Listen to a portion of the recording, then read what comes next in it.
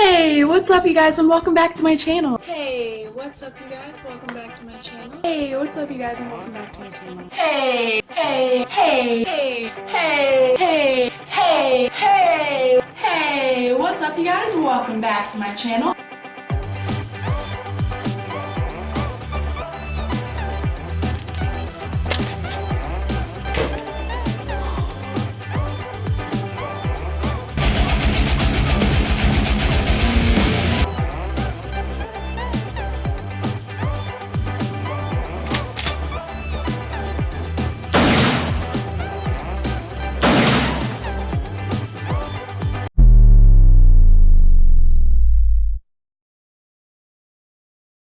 You're watching Lizard Guru. Hey, what's up you guys and welcome back to my channel. It's so great to have you guys. I also wanted to welcome all of my brand new subscribers and anyone who's randomly coming across this video. It's so great to have you guys. So for today's video, what we're going to be going over is a topic that is very, very important, and that's on the lies that the pet store has told you. This will be part one because there are plenty of them to get through, and I can't do that all in one video. So let's get through the first 7. So these are the most common things that I have heard coming from you guys on what the pet store has told you that was super incorrect, and I'm going to go over the ones that I've heard the most consistently. The first one is only give a few mealworms a day. You don't want them to get fat, do you? Oh my God. First off on this one, mealworms should never be fed to bearded dragons because they can cause impaction, they don't digest properly, and they can actually end up killing your dragon. I unfortunately have lost a dragon to this, and if you have never seen that video, go up here and watch it. It's the Opie tribute video. It explains how I lost her, what happened, and all of that. So please go watch that video. It's really not good to feed them. I don't ever feed them. And thirdly, you need to be feeding them a lot more than a few bugs a day. That's really not okay. Number 2, this one kind of goes along with number 1. Only feed them 3 to 4 crickets a day. That's all they need for a juvenile dragon. That's all they need for an adult dragon, which is false beyond belief, okay? You should be feeding a juvenile dragon every single day with bugs for about 15 minutes with as much as they can eat during that 15 minutes, which is usually anywhere between 15, 20, 25 bugs with those crickets. So you need to be feeding them that. Plus, they also need a variety of bugs. They shouldn't be just feeding on one bug for their entire life because all of them have different benefits, so it's always good to have a variety. Plus, they get tired of eating the same thing all the time. So you really want to be sure that you give them a mixture of bugs and good choices, healthy choices as well. And make sure that there are no wild caught bugs either, and again, no mealworms. Also, superworms are good to feed, but they should only be a treat, not a staple. Number 3 is feed them kale. They need kale for a salad, which is false. A good majority of stores like Petco and PetSmart and other reptile pet stores will tell you to feed kale to your dragon because they need a daily salad, which having a daily salad is true for both juvenile and adult beardies. And adult beardies, that is 80% of their diet should be salad. Now, kale should not be part of that. It has a high oxalates and it's also a calcium binder.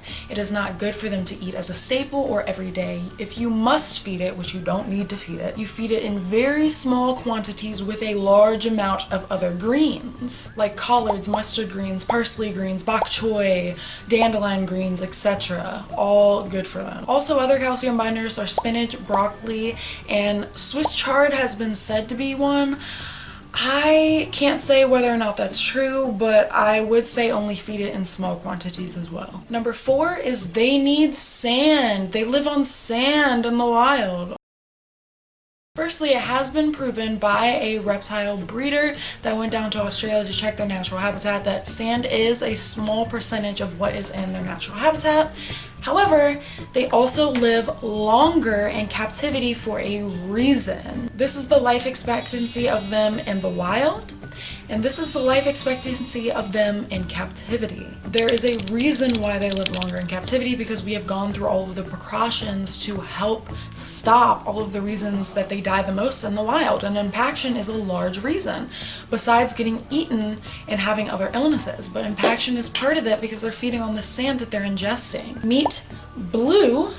You guys may have seen him on Instagram. I actually renamed him to be Aether. He was relinquished and then they called me right away because they knew that I know how to take care of dragons. So I took him in immediately. Not only was he blue from being dyed by the sand, but he was also pooping blue poops. Here's a picture of that.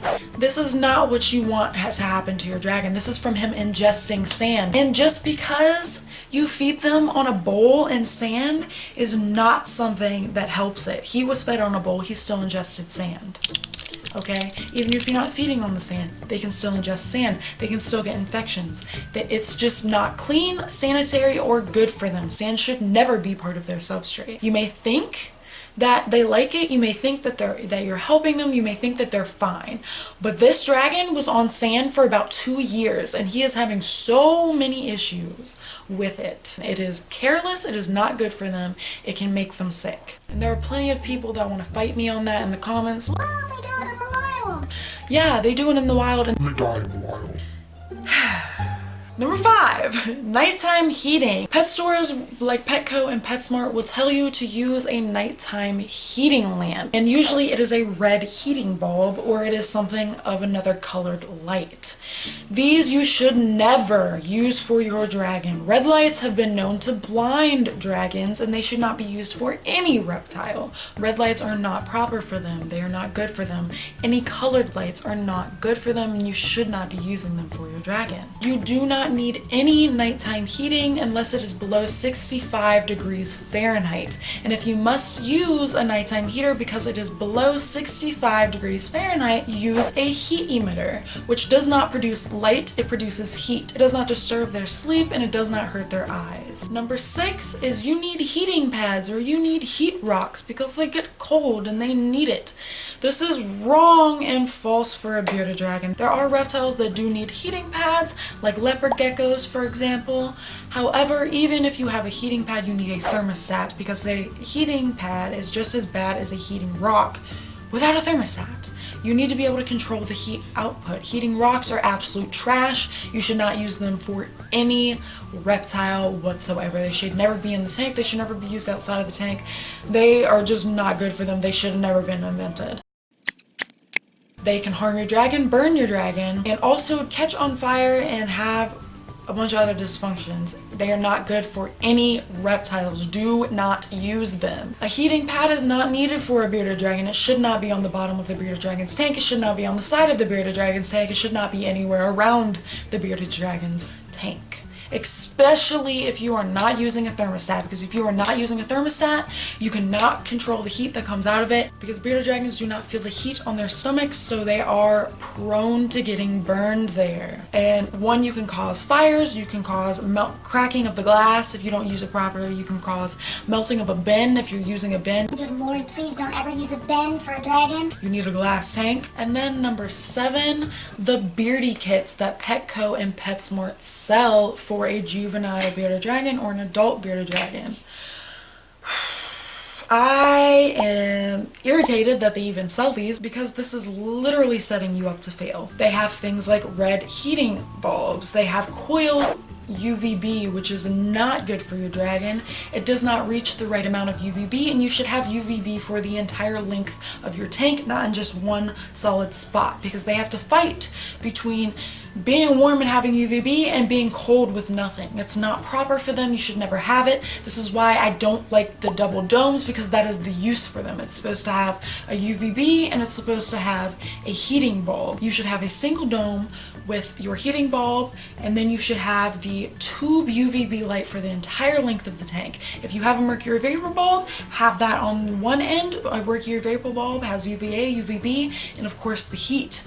And then you use a tube light for the rest of the tank, so there is UVB everywhere. They also have things like pellet food and canned food, which you should never ever feed to your dragon. Nothing but live and fresh food. Never frozen, canned, pellet food, dried food, freeze-dried food, just none of it. It's not good for them, it's not beneficial for them, and you will have the healthiest dragon and the longest lifespan if you don't do any of that. And also in a lot of these kits, they only have calcium, which is just not going to make you have the healthiest dragon you can possibly have. If you want the healthiest dragon possible, you use a variety of supplements, not just calcium. There's some that have the all-in-ones. Those I use all natural supplements from beardeddragon.co. If you know nothing about the supplements or you want to know the ones that I use, go up here and watch the supplements video. It goes in detail about what I use, how I use it, why I use it, and where I got it from. Some of these kits will also sell sand, which is not good for them, as we explained before. And number two, some of them don't even have a UVB bulb. If you are going to get a bearded dragon and you can't get UVB and you can't get a heating bulb, don't get a bearded dragon. They will not thrive, they will not live long, and they will be very unhealthy. And the most concerning part about these kits is sometimes they even have care guides, which if they're doing all of this wrong, I don't even want to know what's in the care guide. I just don't trust it. So that's all I have for you for today. I hope you guys learned something, and if you're still watching, be sure to like this video, share this video, subscribe if you haven't already, and also follow all of my social media accounts. I have a Facebook, Twitter, Instagram, Snapchat, and I also have a Facebook group. And I also have a second channel. If you don't know the name, here it is right here. I do lots of random entertainment like animations, funny stories about my life, and a mix of live video and animation. Really just a bunch of random stuff. So again, here's the name. Go follow, like, share, anything you want to do, subscribe, and also be sure to turn on the notification bell to both this channel and that channel so you can get all of our notifications. With that being said, thanks so much for watching, and as always, from my family to yours, I hope you have a wonderful, wonderful week. Mwah!